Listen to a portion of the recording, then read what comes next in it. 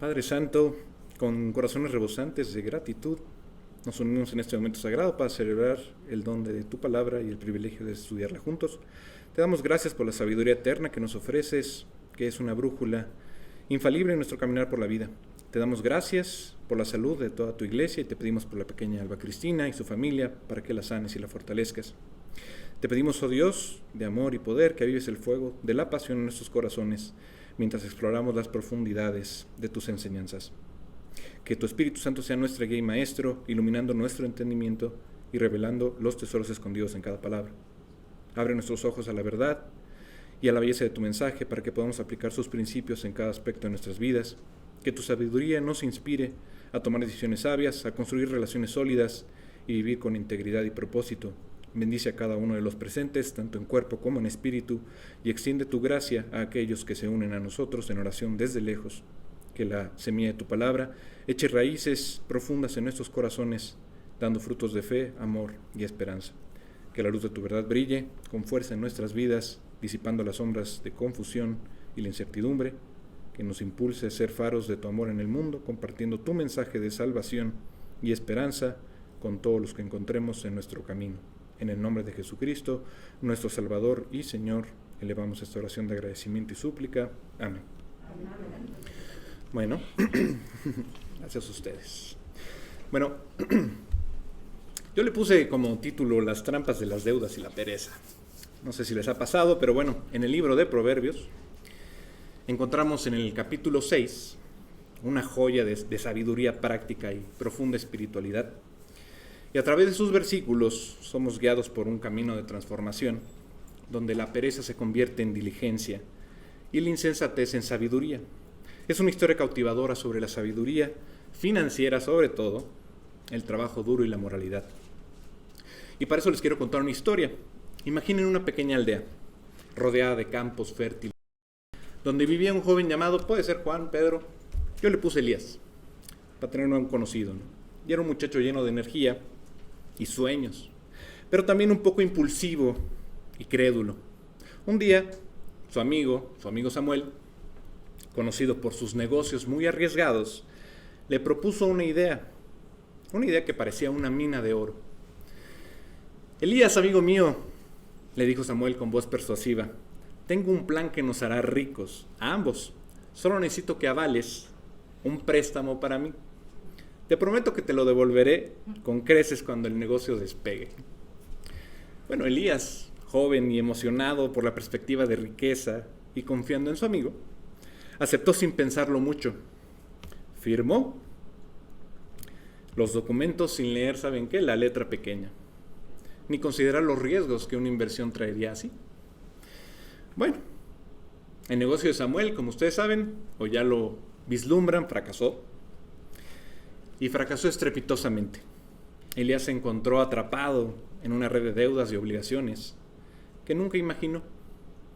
Sus padres, preocupados por su situación, le recordaron las sabias palabras que sus abuelos solían repetirle. Vamos a Proverbios 6, el 1 al 2, que dice, Hijo mío, si salieres fiador por tu amigo, si has empeñado tu palabra a un extraño, te has enlazado con las palabras de tu boca y has quedado preso en los dichos de tus labios. Básicamente le dijo, es tu responsabilidad. Elías se arrepintió y humillado, buscó la ayuda de sus padres, quienes le aconsejaron actuar con rapidez y humildad para librarse de esta trampa, ¿no? Vamos a Proverbios 6, del 3 al 5, que dice, haz esto ahora, hijo mío, y líbrate, ya que has caído en la mano de tu prójimo. Ve, humíllate y asegúrate de tu amigo. No des sueño a tus ojos, ni a tus párpados adormecimiento. Escápate como gacela de la mano del cazador y como ave de la mano del que arma lazos. En lugar de ceder a esta presión social o incluso a la compasión, el joven debería recordar la importancia del ahorro y la planificación financiera, ¿por qué no? Salomón nos enseña que la sabiduría reside en la humillación a Dios, y lo recordamos en Santiago 4:10. Si quieren, pueden buscarlo. Yo aquí los voy a esperar. Santiago 4:10.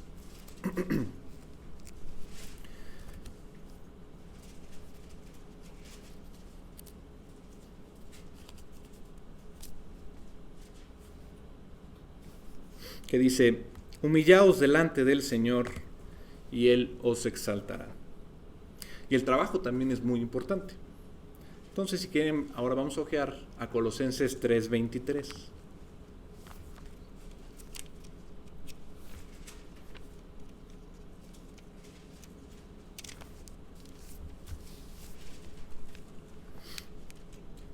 Que dice: y todo lo que hagáis, hacedlo de corazón, como para el Señor y no para los hombres. Si quieren, vamos a ver el 24, que dice: sabiendo que del Señor recibiréis la recompensa de la herencia, porque a Cristo el Señor servís. Bueno, mientras Elías luchaba por resolver sus problemas, observó a un hombre por ahí llamado Nahum, conocido por su pereza y la falta de ambición. Seguramente todos conocemos a alguien así. Nahum pasaba sus días durmiendo hasta tarde, holgazaneando en la plaza del pueblo y evitando cualquier tipo de trabajo. Un día, mientras Elías trabajaba arduamente en el campo, pensando en pagar y escapar de sus deudas, vio pasar a Nahum con su mirada perdida. Hoy en día esa mirada perdida nosotros la llamamos sobrepensar o procrastinar, ¿por qué no? Que es justamente dejar todo para el día de mañana, ¿no? Para después. De hecho, veía con mi mamá una película que no sé si lo recuerdan, que es, creo que ya se les platiqué, la de Lo que el viento se llevó. A la actriz principal le pasaban cosas y demás, y de repente venía un pensamiento, ¿no?, a ella, y decía: bueno, mañana veré qué pasa, ¿no? Y aquí pasaba igual, ¿no?, con Nahum. Él decía: no, pues luego. Y se la pasaba con la mirada perdida, así: bueno, ¿qué hago? ¿No? No hacía nada. Entonces, justamente Elías recordó las palabras nuevamente de sus abuelos y sus padres con una advertencia. Y ahora vamos a leer Proverbios 6, a partir del 6, que dice: ve a la hormiga, oh perezoso, considera sus caminos y sé sabio, la cual, no teniendo capitán, ni gobernador, ni señor, prepara en el verano su comida y recoge en el tiempo de la siega su mantenimiento. Perezoso, ¿hasta cuándo has de dormir?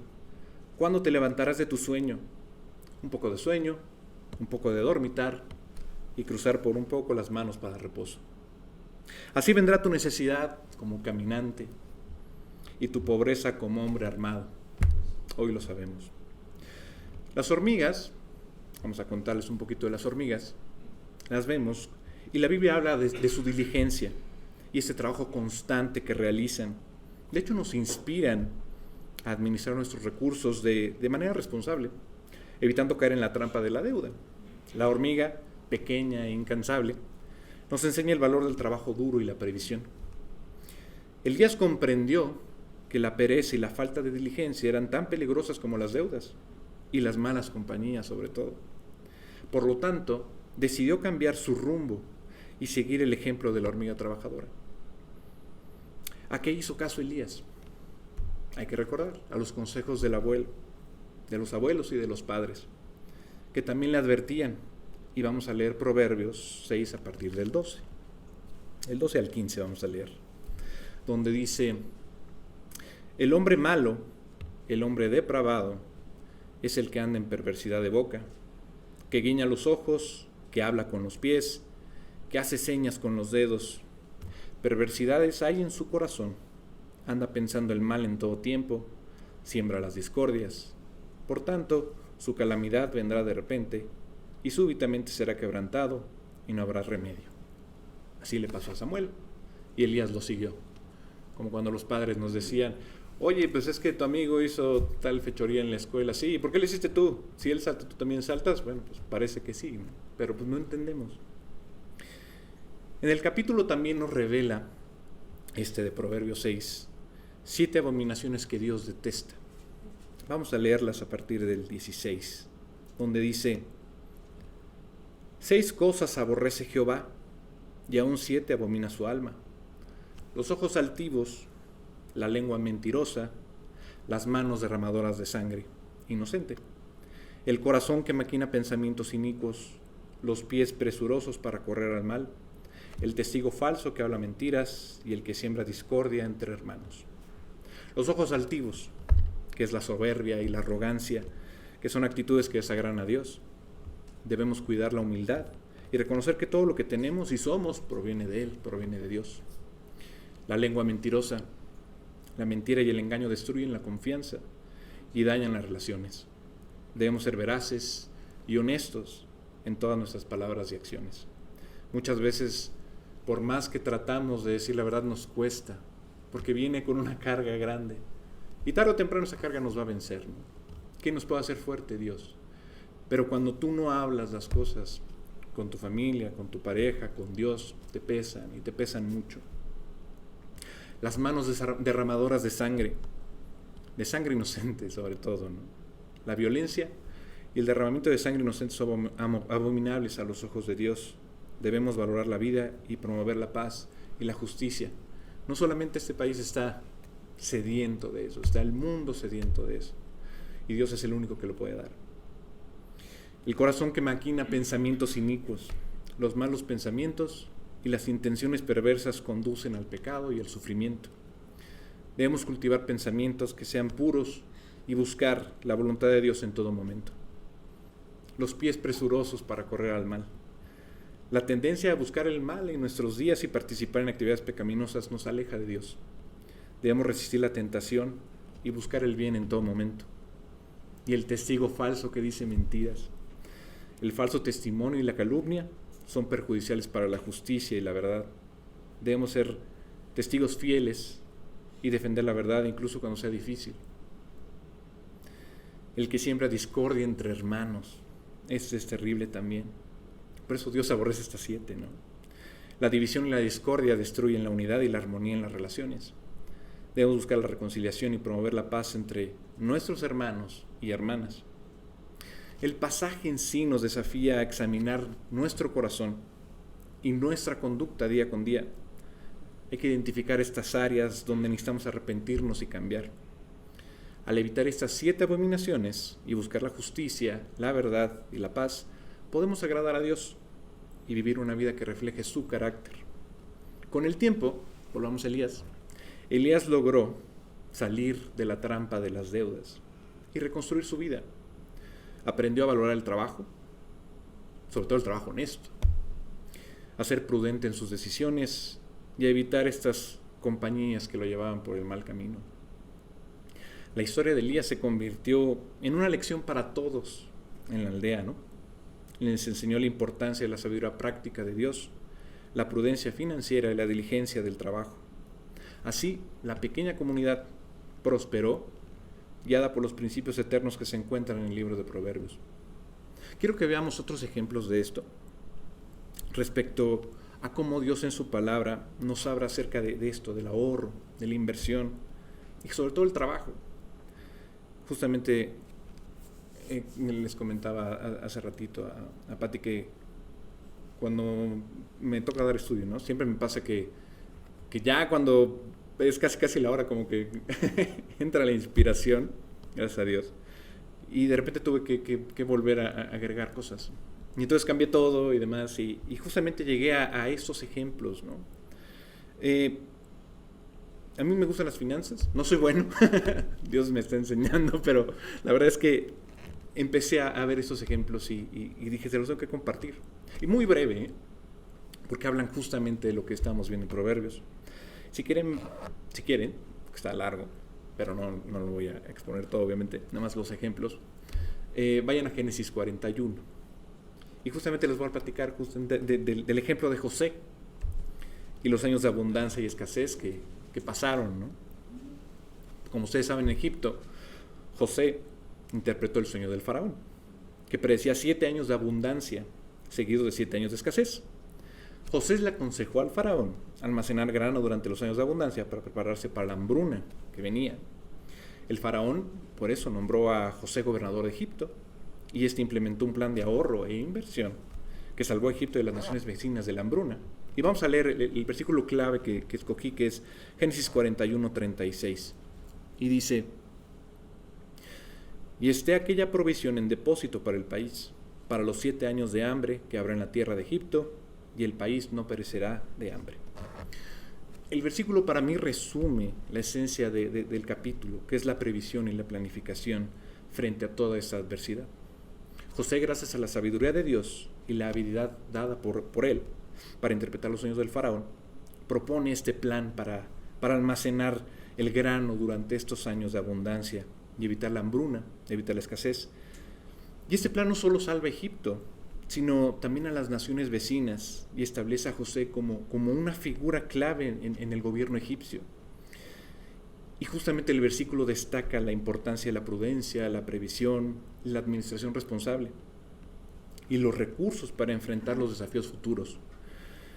Siempre mi mamá, cada año, desde que yo recuerdo, siempre me dice, que es cierto, y la Biblia lo dice, vienen tiempos más difíciles, ¿no? Y sí, tal cual. Si los profetas los despiertan hoy en día, pues estarían sorprendidos de todo lo que hay hoy en día, ¿no? Todas las profecías que ellos veían, pues cumpliéndose, ¿no? Y bueno, la planificación financiera de José a largo plazo y el ahorro durante los tiempos de prosperidad son esenciales para enfrentar estas crisis que vienen día con día, ¿no? Vamos a Mateo 25, a 25-29. Ese es otro ejemplo que a mí me encantó, donde se habla de las parábolas de los talentos, donde un hombre, antes de partir de viaje, confió sus bienes a sus siervos. A uno le dio 5 talentos, a otros 2, a otro 1, cada uno según su capacidad. Los 2 primeros siervos, pues obviamente invirtieron sus talentos, ¿no? Y obtuvieron ganancias, mientras que el tercero, por miedo, enterró su talento. Al regresar aquel hombre, recompensó a los 2 primeros por su diligencia y productividad, pero reprendió al tercero por su falta de iniciativa y le quitó su talento. Vamos a leer el 25-29 de Mateo. Dice: porque al que tiene le será dado y tendrá más, y al que no tiene, aún lo que tiene le será quitado. Este versículo para mí resume también este capítulo de enseñanza de esta parábola, ¿no? La importancia de utilizar y hacer fructificar los dones y los recursos que Dios nos ha dado. Aquellos que aprovechan sus talentos y los ponen al servicio de Dios y de los demás serán recompensados con más oportunidades y bendiciones. Por el contrario, los que no, pues, y los entierran por miedo o negligencia, perderán incluso los pocos o muchos que tengan. El versículo también nos recuerda esta responsabilidad de ser productivos para Dios. Claro, siempre pidiéndoselo, ¿no? Si tú quieres, Él te va a hacer productivo, ¿no? Porque son fundamentales en nuestra relación con Él. No debemos ser perezosos, incluso temerosos, sino administradores fieles y diligentes de los dones que Dios nos ha confiado. Y cada uno tiene los suyos. La inversión y el uso productivo de cada uno de estos recursos, incluso las habilidades, son esenciales para este crecimiento y prosperidad, incluso espiritual, y que se refleja a los demás. Y no debemos de tener miedo de tomar esos riesgos calculados, incluso, para aprovechar las oportunidades que Dios nos presenta. Ahora quiero que vayan a Lucas 21:4. Y mientras les voy a platicar justamente de este ejemplo, donde está la viuda y su ofrenda. Cuando Jesús observa a los ricos que depositaban grandes ofrendas en el tesoro del templo, vio una viuda pobre que echó, pues sí, 2 pequeñas monedas de cobre, ¿no? Jesús dijo que la viuda había dado más que todos los demás, porque había dado todo lo que tenía para vivir, mientras que los ricos solo habían dado una pequeña parte de su abundancia, de lo que les sobraba. Lucas 21:4 dice: porque todos estos se echaron para las ofrendas de lo que les sobra, mas esta, de su pobreza, echó todo el sustento que tenía. La esencia de este versículo es la enseñanza de Jesús sobre la ofrenda que esta viuda había depositado, ¿no? Y es el contraste entre la generosidad de la viuda que dio todo lo que tenía para vivir, y la ofrenda de estos ricos, ¿no? Que dieron solo esta pequeña parte de lo que tenían, pero que era mucho a vista de los demás. justamente nos enseña que la ofrenda no se mide por la cantidad monetaria, sino por el sacrificio, por la devoción que representa la viuda, ¿no? Que a pesar de su pobreza dio todo lo que tenía, demostrando una fe y confianza en Dios, ¿no? Que eran inquebrantables. Ella tenía fe que el día siguiente o ese mismo día iba a tener para comer. El acto de generosidad es un ejemplo para todos nosotros, recordándonos que debemos dar con un corazón dispuesto y sacrificado, sin importar cuánto tengamos. Y en 2 de Corintios 9:7 lo dice. Vamos para allá y lo leemos. Que dice: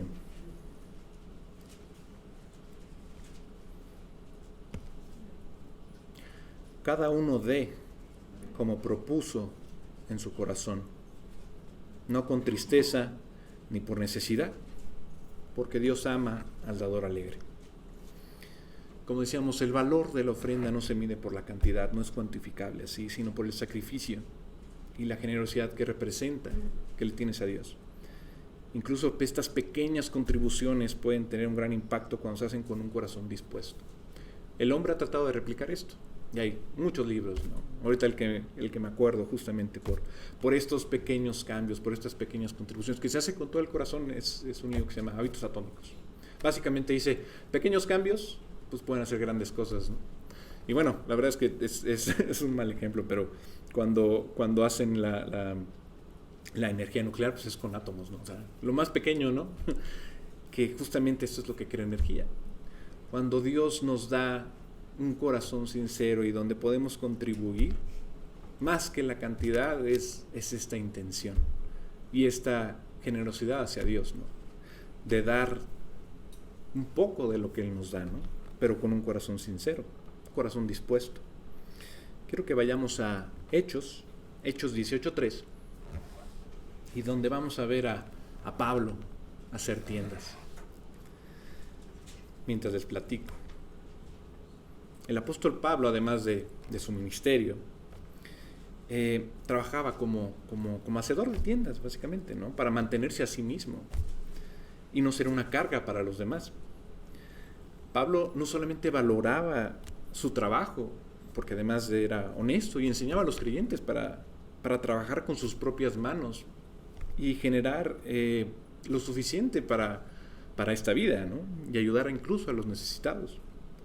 Si leemos Hechos 18:3, dice: y como él era del mismo oficio, se quedó con ellos y trabajaban juntos, pues el oficio de ellos era hacer tiendas.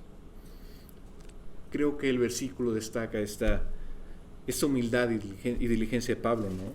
Quien, a pesar de ser un apóstol de Cristo, un apóstol de Dios, un líder espiritual, no dudó en trabajar con sus propias manos para mantenerse a sí mismo y a sus compañeros en el ministerio.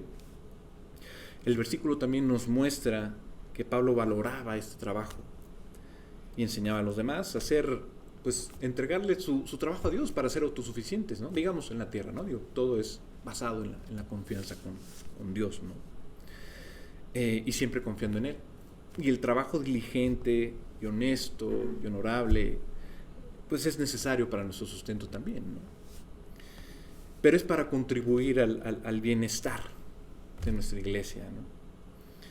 Y pues esforzarnos con esta bendición que Dios nos dio para ser productivos a favor de Él, creo que es un punto a resaltar de Pablo, ¿no? Dice 1 de Corintios 19:13, si quieren vamos para allá.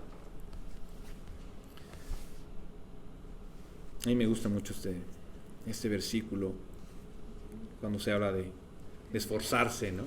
1 de Corintios 19:13. Ay, entonces eres el segundo. Es que no lo busqué. No lo busqué en la Biblia, espérenme. 2 de Corintios 19:13, a ver, espérenme. Yo les puse mal, no, pues no, espérenme.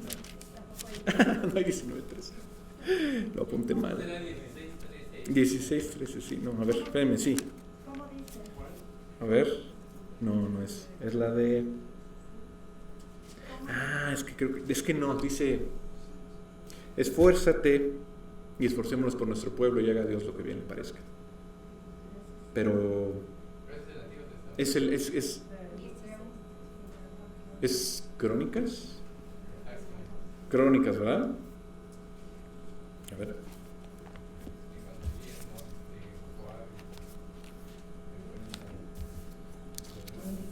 Primera de Crónicas 19. Ah, sí, gracias, aquí está. Esfuérzate y esforcemos por nuestro pueblo y por las ciudades de nuestro Dios, ya de Jehová lo que bien le parezca. Sí, exacto, esa.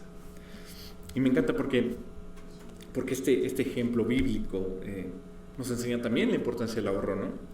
La inversión, el trabajo diligente, pero sobre todo que Dios se encarga de todo lo demás. O sea, tú confías en Dios y Dios pone tu crecimiento y pone la bendición y si confías en Él se carga de todo lo demás.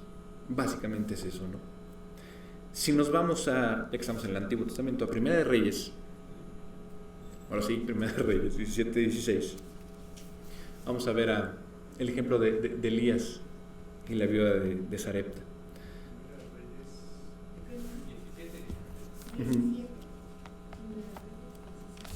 17-16, sí. Ahora sí.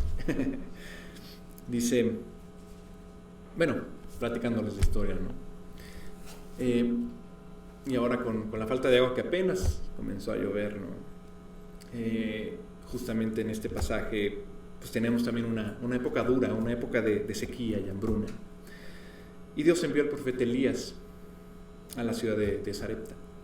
Allí Elías encontró a esta viuda que estaba recogiendo leña para preparar tal vez su última comida, tal vez antes de morir de hambre, porque estaba muy fuerte la escasez, ¿no? Y estaba junto a su hijo, y Elías le pidió agua y pan, básicamente. Pero la viuda le explicaba y le decía la situación desesperada en la que no solamente ella, sino que todos estaban pasando. Sin embargo, la viuda, confiando en la palabra de Dios a través de Elías, pues ella le comparte su último puñado de harina y aceite para generar un pan para el profeta. Milagrosamente, la harina y el aceite de la viuda no se agotaron durante la sequía, sino que se multiplicaron, proporcionando alimento para ella, su hijo y Elías. Dice Primera de Reyes 17-16: y la harina de la tinaja no escaseó, ni el aceite de la vasija menguó, conforme a la palabra que Jehová había dicho por Elías. El versículo nos habla de este milagro de la provisión divina y de la fidelidad de Dios a su promesa. A pesar de esta extrema escasez, la harina y el aceite no se agotaron, sino que se multiplicaron para sostenerla. Y creo que es un recordatorio, el versículo, y un recordatorio poderoso para entender que Dios puede proveer de todas nuestras necesidades de maneras milagrosas, cuando confiamos en Él y obedecemos su palabra.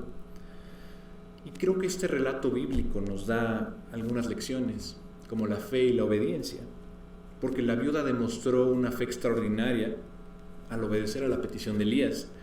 A pesar de su propia necesidad y la de su hijo, su confianza en Dios fue recompensada por una provisión milagrosa. La generosidad y el compartir, que a pesar de nuevo, esta escasez, la viuda estuvo dispuesta a compartir lo poco que tenía con un extraño que venía necesitado, pero esa generosidad fue recompensada. La provisión divina que venía de Dios, ¿no? Donde Dios cuida a aquellos que confían en Él, e incluso en las circunstancias más difíciles, Él puede proveer de todo lo que necesitamos y de maneras inesperadas completamente. La inversión en lo eterno, este es maravilloso porque así voy a acabar, todavía no, pero ya casi, donde la vida invirtió en su último recurso para ayudar a un siervo de Dios, y esta inversión le trajo una recompensa mucho mayor que cualquier ganancia material. El relato también nos recuerda que incluso en estos tiempos de escasez debemos confiar en Dios y ser generosos con los demás, porque al hacer no solo bendecimos a otros por medio de lo que Dios nos da, sino que también abrimos las puertas para que Dios los pueda bendecir, buscarlos, convencerlos que se arrepientan y puedan alcanzar, Dios pueda darles la salvación. Quiero que volvamos nuevamente no nuevamente, más bien que nos saltemos a Salmos 37, del 24 al 26, en lo que busco el otro versículo. Aquí está.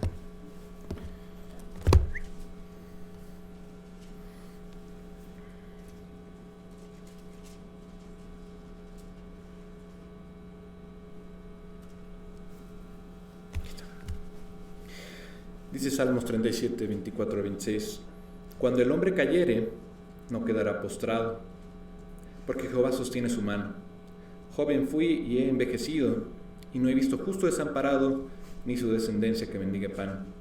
En todo tiempo tiene misericordia, y presta, y su descendencia es para bendición. Este proverbio, el proverbio 6, por lo menos esta parte, porque la otra parte se les quiero dar con el proverbio 7.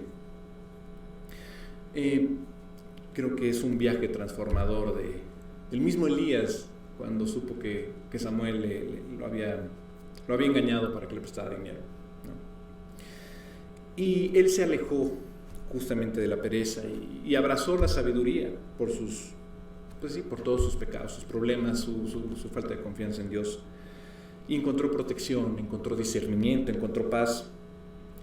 Y este versículo, esta parte de Proverbios 6 es justamente esta guía práctica para una vida virtuosa y plena en armonía con la voluntad de Dios. Y yo les quiero dejar unas preguntas para que puedan tenerlas de tarea, ¿no? De estos versículos, ¿cuáles resonaron más en ti y en tu vida? ¿Cómo puedes aplicar la sabiduría que vimos que consiguió este muchacho en tu vida diaria, ¿no? La sabiduría es este tesoro invaluable que nos guía hacia una vida plena y significativa. La historia de este joven y la hormiga pues nos invita a reflexionar también sobre el trabajo, ¿no? En nuestras propias vidas, y también a cultivar pues la responsabilidad financiera, se podría decir, el trabajo duro, la integridad moral. No como Samuel, que decía, no, tú fírmale, luego te pago, te va a dar los intereses, ¿no? También hay que pensar en eso, evitar estas trampas peligrosas de estas personas. Por eso Dios pues detesta estos 7 principios que deja, ¿no? Y si cometemos errores, siempre podemos recurrir al amor y perdón de Dios, que nos ofrece una nueva oportunidad para comenzar de nuevo. Y para acabar quiero leerles, quiero que vayamos juntos. Vamos a Mateo 13, al versículo 45. Que ese siempre lo recuerdo con Miguel cuando lo toca. Siempre que lo leo me acuerdo de lo que nos dice, porque es la mejor inversión que uno puede hacer en esta vida, ¿no? Dice el 45: la perla de gran precio. También el reino de los cielos es semejante a un mercader que busca buenas perlas, que habiendo hallado una perla preciosa, fue y vendió todo lo que tenía y la compró. Y el 47 pues también lo dice, donde habla de la red. Asimismo, el reino de los cielos es semejante a una red que echada en el mar recoge de toda clase de peces, y una vez llena la sacan a la orilla, y sentados recogen lo bueno en cestas y lo malo echan fuera. Así será el fin del siglo, saldrán los ángeles y apartarán a los malos de entre los justos y los echarán en el horno de fuego. Allí será el lloro y el crujir de dientes. ¿Quién es el que dio todo por esta perla preciosa? Es Jesús. Y creo que es nuestra mejor inversión, dar tu vida. Es como lo que dicen, ¿no?, de los seguros. Oye, yo no quiero pagar un seguro, no quiero pagar el seguro del coche, porque pues nunca me ha pasado nada, ¿no? Y pum, no lo pagas, el día siguiente te pasa, ¿no? Chocas, te chocan, lo que sea. Pero con Dios es diferente. No solamente ganas esta vida, ganas la eternidad. Y esta inversión pues es diaria, como lo que decía de las contribuciones diarias, dándole gracias a Dios de lo que nos ha dado, pues ya no hay que entregarse a Él un poquito más, un poquito más, un poquito más. Ojalá la transformación fuera del 100% de un día a otro, pero sabemos que no. Siempre y cuando haya agradecimiento y siempre y cuando uno quiera y decirle a Dios, oye, transfórmame, ¿no? Y hazme más como ti, como tu carácter, ¿no? Esta es la mejor inversión. Bueno, espero que les haya gustado. Muchas gracias. Bien, pues continuemos con nuestro estudio. Nosotros vamos a ver algunos puntos muy importantes, pero tenemos que aprender ciertos aspectos que nos van a ayudar en nuestro crecimiento espiritual. En el Antiguo Testamento, conocer significa nada más que un mero conocimiento, sino crecer en una relación íntima con Dios. Eso es muy importante porque a través de profundizar en nuestra relación con Dios es como nosotros vamos a entender el sentido correcto de todas las cosas. Dice Juan 4:23, mas la hora viene y ahora es cuando los verdaderos adoradores adorarán al Padre en espíritu y en verdad, porque tales adoradores el Padre busca que le adoren. Entonces aquí tú puedes ver cómo es prácticamente tu relación con Dios y tu adoración a Dios. Todo se va a traducir, y eso es lo que nos vamos a enfatizar mucho en este estudio, en una vida de profundidad. Este mundo nos lleva deprisa todo, y eso como consecuencia trae que vivamos vidas superficiales aún en nuestra relación con Dios. Pero la superficialidad nos lleva a cometer muchos errores. Entonces, el primer paso es tener comunión con Dios Padre, con su Hijo, y ese debe ser el centro de nuestro gozo, de nuestra relación. Dice Juan 17, 22 y 23, hablando Jesús, yo les he dado para que sean uno, así como nosotros somos uno. Yo en ellos y tú en mí, para que sean perfectos en unidad. Para que el mundo conozca que tú me enviaste y que los has amado a ellos, como también a mí me has amado. Y esta parte de ser perfecto en unidad, ¿qué significa? Significa cada día ser más parecidos a Cristo. Pensar como Cristo piensa, ver como Cristo ve, obedecer como Él siempre obedeció a Dios Padre, a todo lo que Dios nos revela. Mucho hablamos de esto en los estudios, y a veces el hecho de estar repitiendo ciertas verdades nos puede llevar a nosotros tomarlo a la ligera o acostumbrarnos a escuchar. Pero ¿cuánto de lo que escuchamos llevamos verdaderamente a la práctica? Entonces, nosotros tenemos hasta que se revele su Hijo Jesús en nosotros, ¿sí? Jesús claramente dijo, ninguno puede venir a mí si el Padre que me envió no le trajere, y yo le resucitaré en el día postrero. Escrito está en los profetas y la ley, y serán todos enseñados por Dios. Así que todo aquel que oyó al Padre y aprendió de Él, viene a mí. Entonces aquí vienes. Dios nos llama, Él revela a su Hijo y Él nos enseña. Una vez que estamos en Cristo, Dios nos dio su Espíritu Santo, que mora en nosotros, y Él va a tomar precisamente el papel de enseñarnos. Pero, ¿cómo nos va a enseñar el Espíritu Santo? La Escritura dice que el Espíritu a la verdad está dispuesto, pero la carne es débil.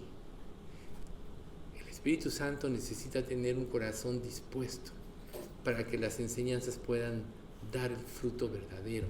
Necesita sembrar en una tierra barbechada por la palabra de Dios, donde se quebrante el orgullo y todas aquellas cosas que nos impiden aprender.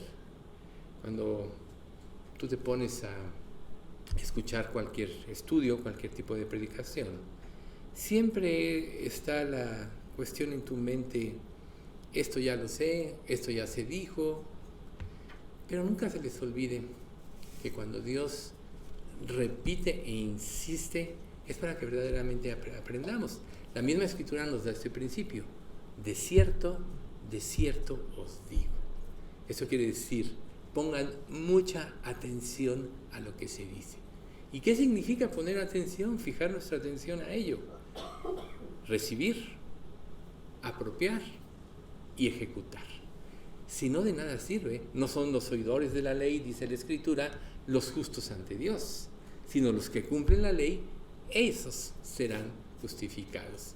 Entonces, de nada nos sirve ser oidores de la ley, porque no vaya a ser que un día nos encontremos en el juicio final y la Escritura o Dios Jesús te diga: no todo el que me dice Señor, Señor entrará en el reino de los cielos, sino el que hace la voluntad de mi Padre que está en los cielos. O sea, Dios es muy específico en lo que dice. No son los oidores, sino los que cumplen, los hacedores, los que toman la palabra de Dios como viene, la meditan, pueden tener dudas, profundizan hasta que se vaya dando ese conocimiento de Dios. Por eso Jesús dijo: si me conocieres también a mí, si me conocieres también a mi Padre conoceríais, y desde ahora le conocéis y le habéis visto. Felipe le dijo: Señor, muéstranos al Padre y nos basta. Jesús le dijo: tanto tiempo hace que estoy con vosotros y no me has conocido, Felipe. El que me ha visto a mí, ha visto al Padre. ¿Cómo dices muéstranos al Padre? Nos basta. Nosotros sabemos que Dios es uno, Padre, Hijo y Espíritu Santo, pero quien revela al Padre es el Hijo. Y quien nos hace entender todas las verdades de la Biblia es el Espíritu Santo. Y esas tres personas de la Trinidad tienen que estar en armonía en nosotros para que nosotros podamos entender las cosas correctamente. Si no, vamos a entender incorrectamente y vamos a falsear la Escritura. Por no conocer la palabra en forma profunda, vamos a falsear el contexto de la palabra y eso nos va a llevar a cometer muchos errores. Recuerden que la palabra de Dios no significa lo que tú crees que significa, sino significa lo que Dios revela, y para que tú entiendas lo que Dios revela, tienes que tener la mente de Cristo. Tienes que vivir de acuerdo a como Dios dice para desarrollarla. Entonces, cuando nosotros prestamos un servicio a Dios, Dios nos va preparando, así como ahora en esta exposición que nos dio Mauricio de prevenir, de prever y todo eso. Dios nos está preparando ahora para el fin de los tiempos, porque cada día el Evangelio va a ser más restringido y va a llegar el momento en que haya persecución. Entonces, pudiera ser que alguno de nosotros hasta perdiera la vida por dar testimonio de Cristo más adelante. Pero ¿cómo vamos nosotros a pasar estas pruebas que vendrán si no desarrollamos ese carácter cristiano? Las verdades son un fundamento sólido para nuestra vida y penetran a través de la gracia. Jesús dijo en Marcos, y llamando a la gente y a sus discípulos les dijo: si alguno quiere venir en pos de mí, tome su cruz cada día y sígame. Porque todo el que quiera salvar su vida la perderá, pero el que pierda su vida por causa de mí y del Evangelio, éste la salvará. ¿Qué entiendes por esto? Que todas las cosas que no estén en el contexto de lo que Dios nos enseña y nos revela en su palabra, que tú quieras retener, van a ser un freno para que se desarrolle nuestro carácter cristiano y vamos a perder la pista, vamos a perder el camino, vamos a ser desviados. Y cuando venga la gran sutileza de, como ya está sucediendo, de los falsos maestros, de los falsos profetas y de el anticristo, que es la máxima culminación de la mentira y el engaño, vamos a caer en la trampa porque no tenemos cimientos sólidos. Entonces, cada día que tú te vas a Dios y te enfrentas a la palabra, tú tienes que tomar la decisión si vas a obedecer o no vas a obedecer. El discipulado verdadero implica un compromiso incondicional. O sea, tener todo lo que somos, o poner todo lo que somos al servicio de Dios. Si tu entrega es una entrega condicional, estás perdido. ¿Por qué? Porque en el momento de que Dios te llame, en el momento que Dios te dé retos, no vas a poder responder. ¿Por qué? Porque estás poniendo tus condiciones. Por eso dice que el discipulado verdadero tiene que ser una entrega incondicional.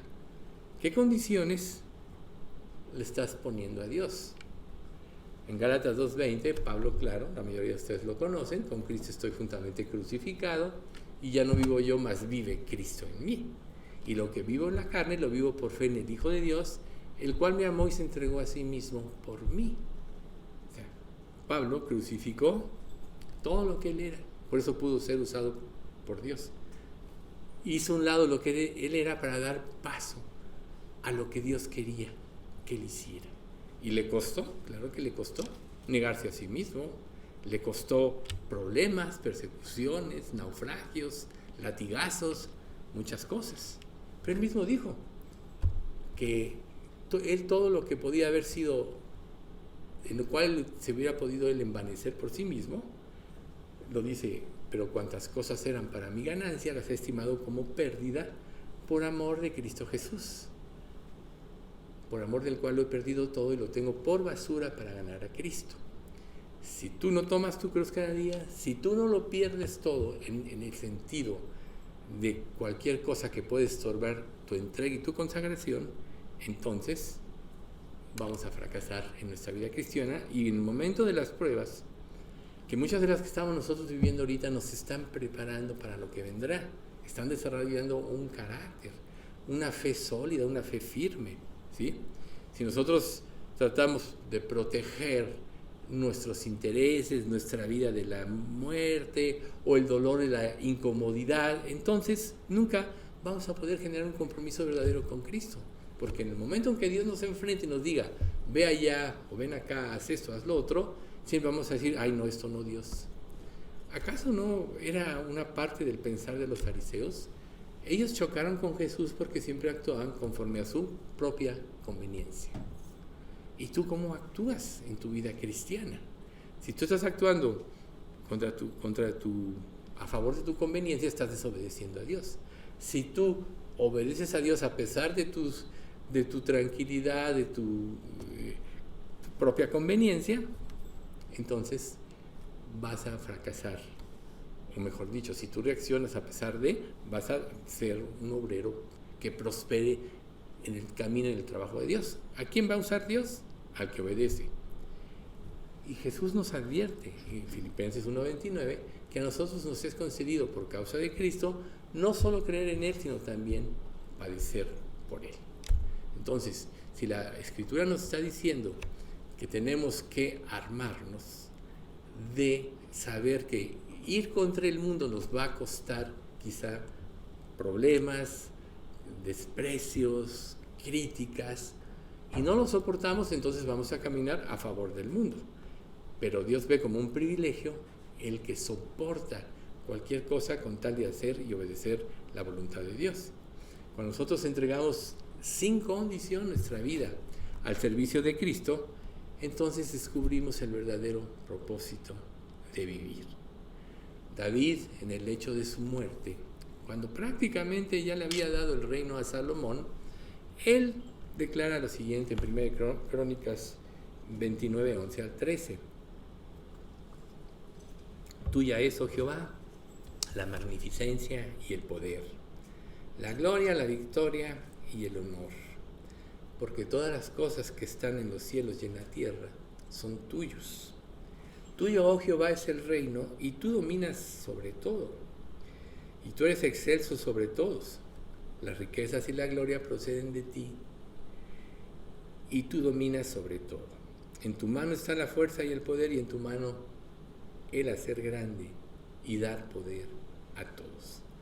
¿Se dan cuenta cómo David al final de su vida, a pesar de todos los errores, puso a Dios en el trono, en su verdadero lugar?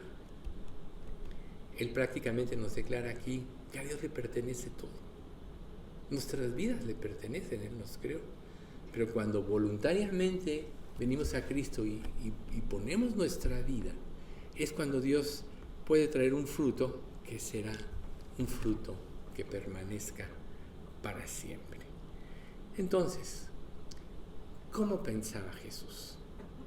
Eso es algo muy importante que tenemos que saber, y vamos a usar algunos pasajes de Mateo mismo, de Mateo capítulo 5 del Sermón del Monte, y empezamos con Mateo 5, 21, 22, que dice: oíste que fue dicho a los antiguos, no matarás, y cualquiera que matare será culpable de juicio. Pero yo os digo que cualquiera que se enoje contra su hermano será culpable de juicio, y cualquiera que diga necio a su hermano será culpable ante el concilio, y cualquiera que le diga fatuo quedará expuesto al infierno de fuego.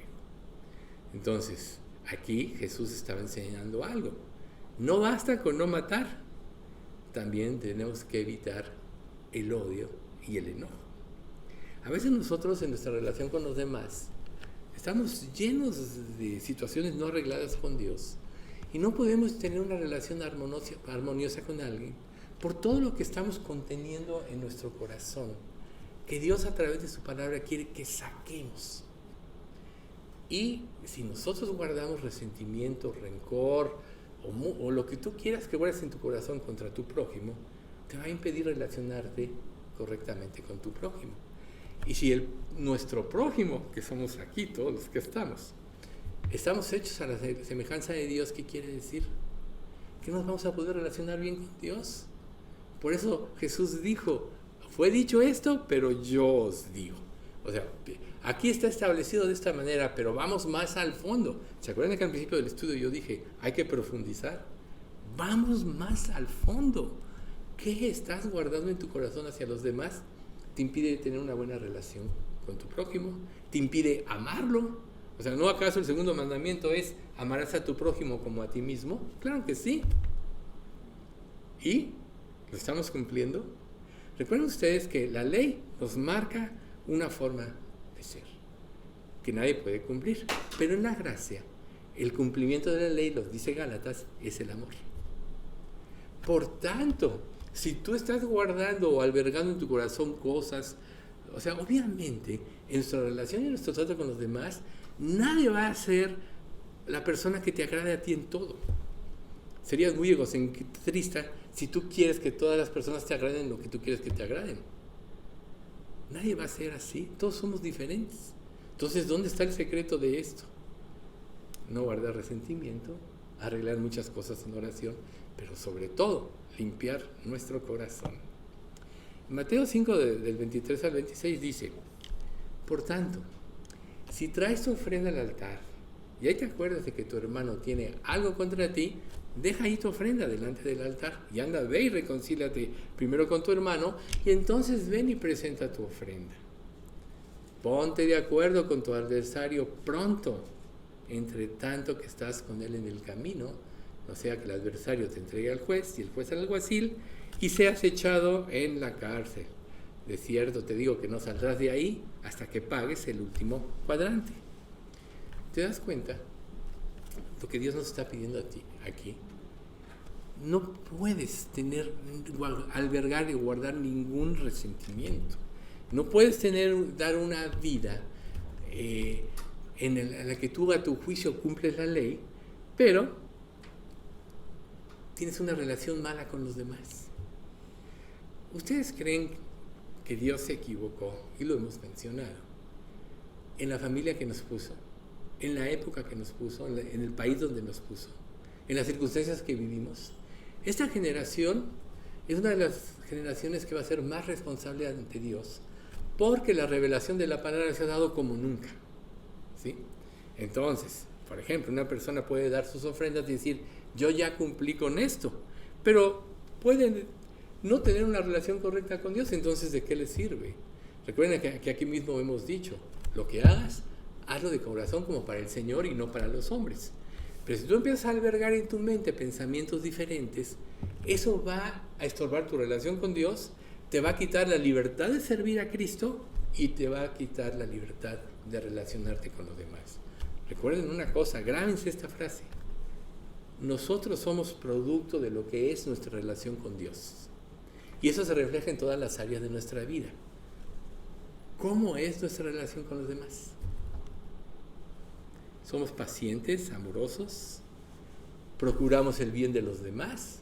¿O queremos que todos se adapten a como pensamos, que hagan lo que nosotros queremos, etcétera?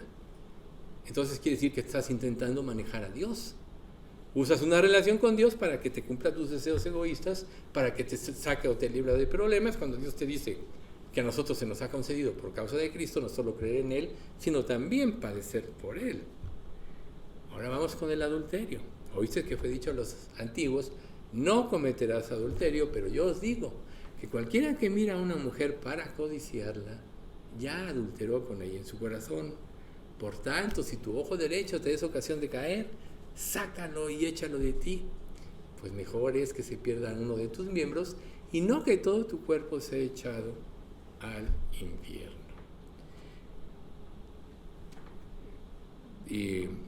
Y si tu mano derecha te es ocasión de caer, córtala y échala de ti, pues mejor te es que se pierda uno de tus miembros y no que todo tu cuerpo sea echado al infierno.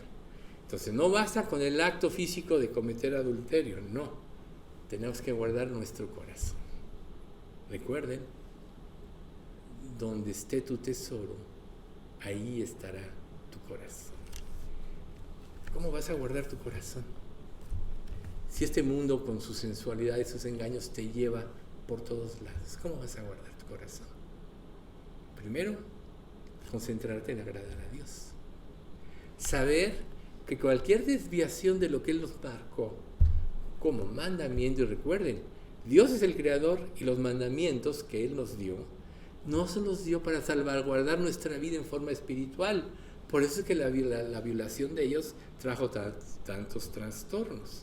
Pero cuando viene Jesús y Él nos reconcilia con Dios a través de su sacrificio, nos cambia el corazón endurecido por el pecado, nos da un nuevo espíritu, nos da la mente de Cristo y nos da su Espíritu Santo, nos da todas las herramientas y todos los elementos para que podamos vivir como Dios nos pide, por amor y por gratitud. Este pasaje que frecuentemente repetimos, de el amor de Cristo nos constriñe pensando en esto, que si uno murió por todos, luego todos murieron, y por todos murió para que los que viven ya no vivan para sí, sino para aquel que murió y resucitó por ellos. 1 Corintios 5, 14 y 15 es precisamente la manera de guardar tu corazón. El que tú te des derechos te lleva al pecado. La autocomplacencia te lleva al pecado. La diligencia te lleva al servicio de Dios. Algo se mencionó también hoy en lo que Mauricio nos mencionó. Entonces, ¿cómo tenemos que vivir? Precisamente pidiéndole a Dios y concentrándonos en las cosas de Dios, quitando de nuestra mente todas aquellas cosas que nos alejan de Él, que nos incitan a pecar, y sustituyéndolos con los principios de la palabra de Dios. ¿Cómo vas a defenderte si no conoces la palabra de Dios? ¿Y cómo vas a aplicar la palabra de Dios si no la conoces profundamente? ¿Ven ustedes? Tenemos que vivir para aprender de Dios. No estás perdiendo el tiempo que tú le dediques a Dios en el estudio de la palabra, en la lectura y la meditación. Estás ganando tiempo. La trampa del diablo es hacerte pensar que dedicarle un tiempo a Dios te está restando tu tiempo de productividad, y no es cierto. Porque Dios ordena a través de su palabra nuestra mente, nuestro corazón, y nos hace más eficientes en lo que hagamos. Luego, Mateo 5, 31 y 32, acerca del divorcio. También fue dicho, cualquiera que repudie a su mujer, dele carta de divorcio. Pero yo os digo que el que repudia a su mujer, a no ser por causa de fornicación, hace que ella adultere, y el que se casa con la repudiada comete adulterio. No basta con estar casado legalmente, sino también debemos cumplir nuestro compromiso matrimonial. ¿Qué implica ese compromiso matrimonial? Pues la misma Escritura nos lo dice: someteos unos a otros en el temor de Dios. Primero, la pareja, cada uno de los dos tiene que someterse en el temor de Dios. Esa es la forma. Si vives para servir a Dios, vas a poder servir a los demás con libertad. Las casadas estén sujetas a sus maridos como al Señor. Es un mandamiento. Este mundo nos enseña que la mujer vale más que el hombre, o que la mujer vale tanto como el hombre, que tiene que rebelarse, porque tú y no yo. Lo vemos en el fruto de esta sociedad. ¿Quién está gobernando ahora? ¿Quién? ¿Cuáles son los candidatos? Bueno, ahí vemos la distorsión que ya tenemos en este mundo. Porque el marido es cabeza de la mujer. Así como Cristo es cabeza de la iglesia, la cual es su cuerpo, y Él es su Salvador. Así que como la iglesia está sujeta a Cristo, así también las casadas estén sujetas a sus maridos en todo. ¿Qué tiene que hacer la mujer como ayuda idónea? Orar por su marido para que Dios le dé sabias decisiones. Los dos son uno, recuerden, lo que Dios unió no lo separa el hombre. En el matrimonio están unidos espiritualmente. Y entonces son un equipo. No tienen que llevar a cabo una guerra por el poder. Cuando cada uno toma ese lugar, el matrimonio se equilibra. Maridos, amad a vuestras mujeres, así como Cristo amó a la iglesia y se entregó a sí mismo por ella. ¿Qué entiendes por esto? Que tú estás hecho para servir, no para que te sirvan. Estás hecho para darlo todo, para anticiparte a disminuir el yugo de la mujer. Luego dice, para santificarla, la iglesia, habiéndole purificado por el lavamiento del agua, por la palabra. O sea, Dios a través de la palabra nos limpia de toda impureza, nos limpia de todo pensamiento egoísta, nos lleva, así como Cristo dio todo por nosotros, a darlo todo por los demás, máximo por tu pareja, a quienes estén casados. Dice un pasaje, el que ama a su mujer, a sí mismo se ama. Por tanto, el que no ama, no se ama a sí mismo. Por eso hay tantos problemas, ¿ven? El amor, ese mundo, todo lo basa en las emociones y en los sentimientos, en las cuestiones hormonales.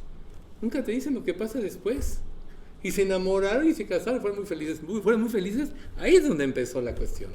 Ahí es donde empezó la verdadera lucha. Pero este mundo te lo quita, o sea, lo oculta, para que te guíes por emociones, por el principio del placer, por la lascivia. Pero en realidad el matrimonio, que se basa sobre atractivos físicos, todo eso, va a ir al fracaso. Tiene que haber una vida espiritual en ambos.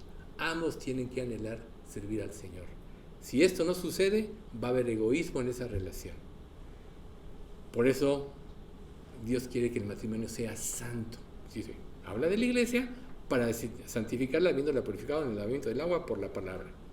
Y fíjense lo más hermoso, a fin de presentársela a sí mismo como una iglesia gloriosa, que no tuviese mancha ni arruga ni cosa semejante, sino que fuese santa y sin mancha. Qué hermosa es la forma como Dios ve a la iglesia. Nosotros como iglesia somos la novia que Cristo va a desposar. Imagínense qué triste que no estamos viviendo en estos principios. Aquí habemos solteros y casados, claro que sí, pero para el soltero, mi marido es mi hacedor, dice la Escritura, ¿o no es cierto? Todas las emociones, todo debe ser para tu esposo. Y Pablo dice, bueno, es mejor que no se casen porque pueden servir al Señor, pero si se casan, bueno, no a todos les he dado, pero está bien, están de acuerdo a la voluntad de Dios. O sea, el que se casa tiene mayor responsabilidad, pero en la entrega todo se va a llevar a cabo. Ahora vamos acerca de los juramentos, de las promesas. Mateo 5, 33 y 37. Además habéis oído que fue dicho a los antiguos, no perjurarás, sino cumplirás al Señor tus juramentos. Pero, fíjense, yo os digo, no juráis en ninguna manera, ni por el cielo, porque es el trono de Dios, que es lo más grande que puede haber, ¿lo vimos? Tuya es Jehová la magnificencia y el poder. Ni por la tierra, porque es el estrado de sus pies, ni por Jerusalén, porque es la ciudad del gran rey, ni por tu cabeza jurarás, porque no puedes hacer blanco o negro un solo cabello, sino sea vuestro hablar sí, sí, no, no, porque lo que es más de esto, de mal procede. El que es honesto no tiene que firmar ningún papel. Hoy los contratos se hicieron para los que incumplen. Ahora los contratos matrimoniales es lo que se hace. Por eso la gente ni siquiera se quiere casar, porque no quiere tener ni siquiera un compromiso. Pero si algo prometes a Dios, tienes que cumplirlo. Pero no, nada más no basta cumplir un juramento, sino también debemos evitar hacer promesas a la ligera que no vamos a poder cumplir. Por eso en Eclesiastés 5:5 dice, mejor es que no prometas, y no que prometas y no cumplas. Mejor entrégate a Dios, conságrate, dile a Dios que te dé fuerza para que le sigas, y no vayas a entrar en situaciones que no vas a poder cumplir, porque eso sí es pecado. ¿Ven ustedes? Ahora vamos acerca de la venganza, el resentimiento. Me hiciste eso, ahora vas a ver. Mateo 5, 38 al 47. Oísteis que fue dicho ojo por ojo y diente por diente. Pero yo os digo, no resistáis al que es malo. Antes a cualquiera que te hiera en la mejilla derecha, vuélvele también la otra. Y al que quiera ponerte a pleito y quitarte la túnica, déjale también la capa. Y a cualquiera que te obligue a llevar carga por 1 milla, ve con él 2. ¿Así es tu relación con los demás? ¿Así es en el trabajo? ¿Así es en el matrimonio? Al que te pida, dale. Y al que quiera tomar de ti prestado, no se lo rehuses.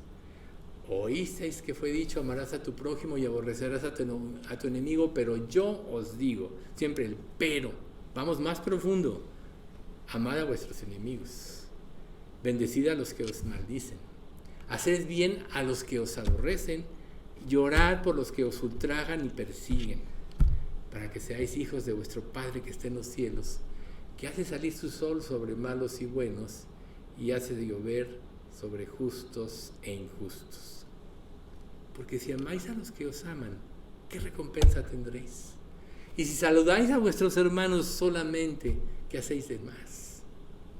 Sed pues vosotros perfectos, como vuestro Padre que está en los cielos es perfecto. Entonces, Dios quiere que vayamos más allá de la justicia, sino que seamos misericordiosos y compasivos y nos concentremos en amar.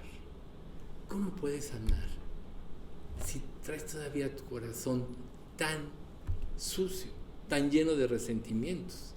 A veces uno piensa, yo tengo resentimiento contra una persona, pero es nada más contra esta persona. ¿Y no te das cuenta que eso se transfiere a todas tus relaciones? ¿Por qué creen ustedes que la Biblia dice que todo pecado es contra Dios? Todo lo que guardes en tu corazón, aunque tú pienses que solo es para alguien que te hizo mal, alguien que no te entendió, alguien que te humilló, alguien que no te hace caso a lo que tú crees que dices porque tú crees que todo lo sabes, ¿sabes qué? Esa relación se transfiere a todas tus relaciones. Pero cuando tú te enfrentas a Dios, a ti mismo, y te das cuenta de tu pecado, vas a apelar a la misericordia. Y al apelar a la misericordia de una manera natural y automática, vas a ser misericordioso con los demás. Ejemplo máximo, Jesús. Ejemplo máximo de un discípulo, Esteban. Señor, no les tomes en cuenta este pecado. Lo estaban matando, lo apedrearon. ¿Ven ustedes? Entonces, a veces nosotros nos concentramos en pecados extremos, pero a veces descuidamos lo que más le importa al Señor, que son las actitudes internas, lo que realmente está en nuestro corazón. Por eso tenemos que trabajar mucho en ello, pues de adentro del corazón de la persona salen los malos pensamientos, la inmoralidad sexual, el robo, el asesinato, el adulterio, la avaricia, la perversidad, el engaño, los deseos sensuales, la envidia, la calumnia, el orgullo y la necedad. Todas estas vilezas provienen de dentro. Esas son las que contaminan. Esa es la versión NTV, de Marcos 7, 21 al 23. Se me hizo muy clara, por eso la puse. Entonces, si ustedes se dan cuenta en toda esta lista, ven cuáles puedes caer tú, para que detectes en qué te ha afectado tu corazón, ¿sí? Recuerden ustedes que ninguno ser humano se puede salvar a sí mismo, pero ninguno puede transformarse a sí mismo si no es por medio de la gracia de Dios. Primero, la gracia tiene que quitar la dureza del corazón. Y aquellas cosas en las cuales nosotros estamos patinando, repitiendo, o que no tenemos victoria, evidencian dureza en nuestro corazón. Por eso dicen, donde esté tu tesoro, ahí está tu corazón. ¿Cómo puedes pretender o decir que tienes una buena relación con Dios cuando tienes una mala relación con tu prójimo? Y si tú decides que soy inocente de todo lo que me hicieron, bueno, si hoy estás aquí, es porque todo lo que viviste sirvió para que hoy vinieras aquí a Cristo. ¿Sí? Entonces, trabajemos mucho en eso. Es la gracia la que rompe la dureza, la que penetra, como dice Hebreos 4:2 hoy, hasta lo profundo del alma, del espíritu, de las coyunturas y los tuétanos. Y lo más importante, discierne los pensamientos y las intenciones del corazón. Solo la palabra de Dios y la gracia de Dios por medio de la acción del Espíritu Santo nos pueden ayudar a discernir correctamente dónde estamos. Tú no puedes por ti mismo. Tú siempre te vas a creer el héroe de la escena. ¿Pero por qué le preocupan tanto estas cosas a Dios? Bueno, Cantares 2:15 te dice, cazando las zorras, las pequeñas zorras que destruyen las viñas, porque nuestras viñas están en flor. Pero miren cómo dice la versión NTV. Atrapen a todos los zorros, esos zorros pequeños, antes de que arruinen el viñedo del amor, porque las vides están en flor. ¿Cuál es tu zorro? ¿Qué es lo que estás permitiendo en tu vida que no te permite crecer espiritualmente? ¿Sí? Entonces, esta última fase es algo que Jesús también quiere que aprendamos. Cómo tratar con las personas que pecan contra nosotros o que pensamos que pecan. Porque a lo mejor tú dices, pero no es más que tu egoísmo o tu falta de sensibilidad o paciencia lo que te hace juzgar a otro. Y recuerden, cuando tú juzgas, recuerda, ¿quién eres tú que juzgas a otro? Porque en lo que juzgas te condenas a ti mismo, pues tú que juzgas haces lo mismo. Entonces date cuenta que lo que más critiques en otro, lo que más juzgas, es lo que no puedes ver en ti. Está velado por tu orgullo. Es ahí donde tienes que trabajar. Bien. Por tanto, si tu hermano peca contra ti, ve y repréndele estando tú y él solos. Si te oyere, has ganado a tu hermano. Mas si no te oyere, toma aún contigo a 1 o 2, para que en boca de 2 o 3 testigos conste toda palabra. Si no los oyere a ellos, dilo a la iglesia, y si no oyere a la iglesia, tenle por gentil y publicano. Entonces, obviamente, esto no está dado para los incrédulos, está dado para la iglesia. Entonces, los pecados que se cometan o pensemos que se cometan contra nosotros y no contra alguien más, es precisamente donde tenemos nosotros que actuar. ¿En qué aspecto? Actitudes que pueden estar perjudicando a la persona. A lo mejor tú vives bien y no hay problema contigo, pero el problema es cuando hay un desorden en un hermano en Cristo que no le va a ayudar a crecer, que no le va a ayudar a tener una buena relación con Dios, donde tú tienes que intervenir. Por eso es que nosotros tenemos que estar siempre en la posición de ayudar. ¿Sí? A veces, por ejemplo, hay un enojo y una persona alza la voz. Cuando una persona alza la voz, cuando una persona amenaza, es porque ya en su mente ya perdió. Tiene que hacer algo extremo para hacer ver que tiene la razón. ¿Cuál era la actitud de Jesús? Quien cuando le maldecían, no respondía con maldición. Cuando padecía, no amenazaba, sino que encomendaba su alma al que juzga justamente. Primera de Pedro 1:22. La caña cascada no apagará y el pábilo que humea no. No, la caña cascada no quebrará y el pábilo que humea no apagará. hasta que saque a victoria el juicio. Jesús era humilde. Jesús, la intención de él era hacer la voluntad de Dios, y hacer la voluntad de Dios es lo único que nos puede sacar adelante y lo único que nos puede ayudar a los demás. Entonces, Jesús no da una licencia para atacar a cualquier persona, sino más bien para saber cómo manejar esas cosas en la iglesia para edificación y provecho de la misma iglesia. ¿Acaso no una de las características que tiene que haber en una iglesia es el amor no fingido entre hermanos? Entonces piensa si albergas algún resentimiento contra un hermano en Cristo y ve y arréglalo con Dios. Y a lo mejor Dios te guía a arreglarlo con la persona, claro que sí. Eso tenemos que hacerlo. Pero en amor. Por eso quise poner la NTV en el Cantares, ¿no? Para que no se destruya el viñedo del amor. Entonces, ¿puede haber desacuerdos entre nosotros? Claro que sí. Pero la palabra de Dios siempre nos va a llevar a la armonía. Recuerden, yo no soy de Pablo, yo de Apolo, yo de Cephas. ¿Acaso fue crucificado por vosotros? No. Todos teníamos que tener una misma mente. Y esa solo puede ser a través de seguir las instrucciones de la palabra. Entonces, muchas veces cuando recibimos ofensas hacemos lo contrario de lo que Jesús nos enseña. Reaccionamos con resentimiento y aún buscamos venganza, y puede ser a través de chismes, desprestigio, ¿sí? Pero nosotros debemos hablar el asunto con la persona. Entonces se acercó Pedro y le dijo: Señor, ¿cuántas veces perdonaré a mi hermano que peque contra mí? ¿Hasta 7? Jesús le dijo: no te digo hasta 7, sino aún hasta 70 veces 7. Si ustedes observan este pasaje, Pedro estaba usando el número perfecto. El 7 es el número perfecto, es el número de Dios. Pero Jesús entonces decía, bueno, hay un límite, ¿no? Y cuando Jesús le responde, hasta 70 veces 7, le dijo, no hay límite, porque yo te perdoné todos los pecados de tu eternidad, ¿no? Y es lo único que va a poder mantener una relación. De hecho, tú no vas a poder confrontar a una persona si no perdonas primero la ofensa que sentiste, porque si no va a actuar tu resentimiento, tu deseo de venganza, y es natural en el ser humano. Entonces, lo importante para nosotros es mantener una relación correcta. Y todo ese tipo de consejos son para que podamos restaurar las relaciones.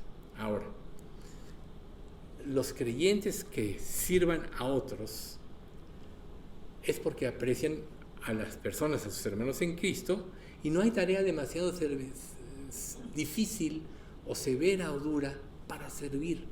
Jesús vino a servir, no a que le sirvieran. Tú vienes a la iglesia a servir, y si lo haces de corazón como para el Señor, tendrás recompensa. Si no lo haces de corazón, tu recompensa no va a valer nada. Entonces imagínense ustedes, recuerden, yo les he dicho siempre una frase que es un principio. La vida cristiana, una persona la va a poder llevar hasta el límite de su fuerza si el Espíritu Santo no produce que se lleve. Recuerden que Jesús dijo, venid a mí los que estáis trabajados y cargados, y yo os haré descansar.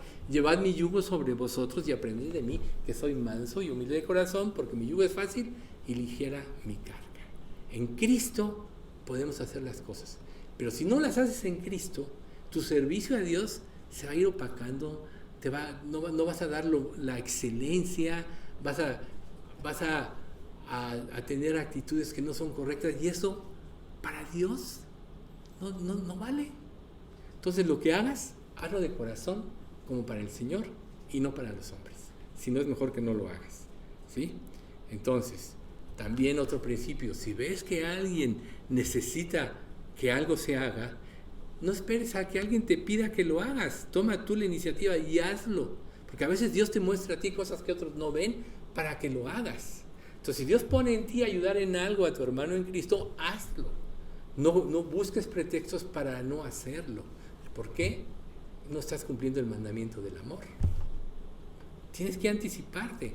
Pero si no tienes en tu mente el deseo de servir, entonces eres un egoísta. ¿Quién sabe si realmente Dios está trabajando en ti? Porque Cristo vino no para ser servido, eso lo dijo a sus discípulos, para servir. Y ese era el tropiezo de sus discípulos. y de los fariseos y de los saduceos. Claro, los discípulos, por la gracia de Dios, después lo entendieron, pero los fariseos, los saduceos, los herodianos rechazaron a Jesús porque no era el tipo de líder que ellos esperaban. ¿Cuál es el Jesús que tú quieres? ¿Alguien que cumpla tus propósitos y tus deseos egoístas? Estás en la olla, estás fuera. Tú vienes para servir a Dios. Si realmente aprecias el sacrificio, estás dado para servir y servir en la excelencia, que significa dar lo mejor de ti para gloria de Dios. Si no das lo mejor de ti, entonces ¿a quién estás glorificando? No, a Dios, ¿no? Jesús nos amó y se entregó a sí mismo por nosotros, el cual, siendo en forma de Dios, no estimó el ser igual a Dios como cosa que aferrarse, sino que se despojó a sí mismo tomando forma de siervo, hecho semejante a los hombres. Y estando en la condición de hombre, se humilló a sí mismo, haciéndose obediente hasta la muerte y muerte de cruz. ¿Y cuál fue el resultado de esto? Entonces Dios lo exaltó hasta lo sumo y le dio un nombre que es sobre todo nombre, para que en el nombre de Jesús se doble toda rodilla de los que están en el cielo, en la tierra y abajo de la tierra. Y que todo el mundo confiese que Jesús es el Señor para la gloria del Padre. Ahí está. Jesús renunció a todo. Y ese debe ser el camino del siervo de Cristo. No es recibir, es dar. Ya dijiste, Cristo te dio, ya te liberó, ahora vive para dar. Y te vas a dar cuenta que es más bienaventurado dar que recibir. Y que mientras más des, más rico vas a ser. Mientras más demandes, mientras no lo hagas como debes de hacerlo, quiere decir que estás llevando la carga en ti. No te va a valer. Recuerden, la obra de cada uno será manifiesta, pues el día la declarará, pues por el fuego será revelada, y la obra de cada uno, cual sea el fuego, la probará. Esa es la fe, el fuego es la fe. Si la obra de alguno prevalece, recibirá recompensa. Si se quema, recibirá pérdida. Entonces imagínate haber servido toda tu vida, ¿no? Y ahí está la parábola de los que están desempleados. Haber servido toda tu vida sin amor, sin devoción para el Señor, y que llegues el día del juicio y nada más tengas tu salvación y ya.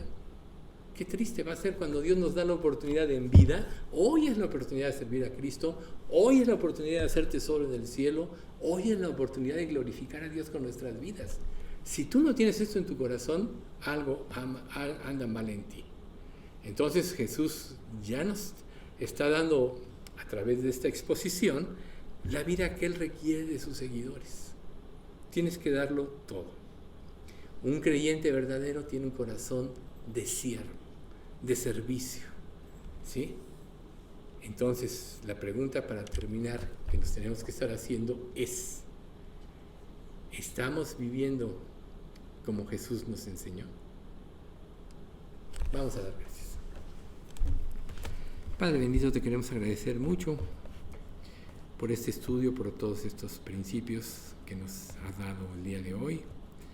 Te queremos pedir que los pongamos en nuestro corazón, Señor, y que tú, a través de tu gracia infinita, empieces a producirlos en cada uno de nosotros.